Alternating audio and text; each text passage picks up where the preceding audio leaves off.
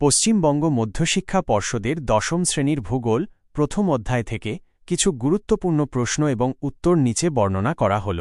১. বহির্জাত প্রক্রিয়া ও তাদের দ্বারা সৃষ্ট ভূমিরূপ। প্রশ্ন: বহির্জাত প্রক্রিয়া বলতে কী বোঝো? উত্তর: পৃথিবীর বাইরে থেকে প্রাকৃতিক শক্তিসমূহের কার্যাবলীর মাধ্যমে ভূমিরূপের পরিবর্তন ঘটলে তাকে বহির্জাত প্রক্রিয়া বলে। প্রশ্ন: হিমবাহের ক্ষয়কার্যের ফলে সৃষ্ট ভূমিরূপগুলি চিত্রসহ বর্ণনা করো। উত্তর: হিমবাহের ক্ষয়কার্যের ফলে সৃষ্ট ভূমিরূপগুলি হল ইউ আকৃতির উপত্যকা, করি, অ্যারেট, পিরামিড চূড়া, রসেমতানে ইত্যাদি। প্রশ্ন: বায়ু ও জলধারার মিলিত কার্যের ফলে সৃষ্ট ভূমিরূপগুলি আলোচনা করো। উত্তর: বায়ু ও জলধারার মিলিত কার্যের ফলে সৃষ্ট ভূমিরূপগুলি হল pediment, blow out, inselberg, playa হ্রদ ইত্যাদি। ২. বায়ুমণ্ডল। প্রশ্ন: আইটিসি-জেড অফ আইটিসি-জেড কি? উত্তর: আইটিসি-জেড হল আন্তঃক্রান্তীয় অভিসৃতি অঞ্চল। এটি নিরক্ষীয় অঞ্চলে অবস্থিত, যেখানে উত্তর-পূর্ব ও দক্ষিণ-পূর্ব আয়ন বায়ু মিলিত হয়। প্রশ্ন: স্থলবায়ু ও সমুদ্রবায়ুর মধ্যে পার্থক্য লেখো।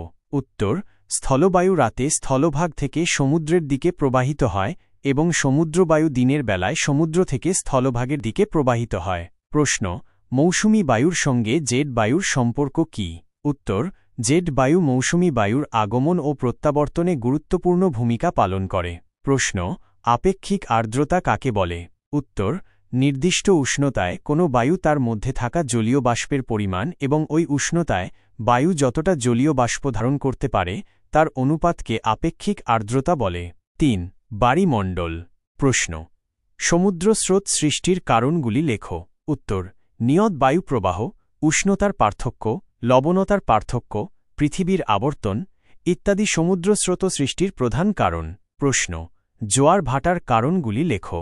উত্তর: চাঁদের আকর্ষণ, পৃথিবীর কেন্দ্রাতিক শক্তি, পৃথিবীর আবর্তন ইত্যাদি জোয়ার ভাটার প্রধান কারণ। ৪. ভূমিরূপ গঠনে নদীর কাজ। প্রশ্ন: গিরিখাত ও ক্যানিয়নের মধ্যে পার্থক্য লেখো। উত্তর: গিরিখাত হল নদীর উচ্চ প্রবাহে সৃষ্ট গভীর, সংকীর্ণ এবং খাড়া দেওয়াল বিশিষ্ট ভূ আকৃতির উপত্যকা। ক্যানিয়ন হল শুষ্ক অঞ্চলে সৃষ্ট গভীর, সংকীর্ণ এবং খাড়া দেওয়াল বিশিষ্ট আই আকৃতির উপত্যকা। প্রশ্ন: জলপ্রপাত কিভাবে সৃষ্টি হয়? উত্তর: কঠিন ও কোমল শিলাস্তরের উপর দিয়ে নদী প্রবাহিত হলে কঠিন শিলাস্তরের থেকে কোমল শিলাস্তর বেশি ক্ষয়প্রাপ্ত হওয়ার ফলে নদীর গতিপথে খাড়া ঢালের সৃষ্টি হয়। এই খাড়া ঢালের উপর দিয়ে নদীর জল নিচে পড়লে তাকে জলপ্রপাত বলে।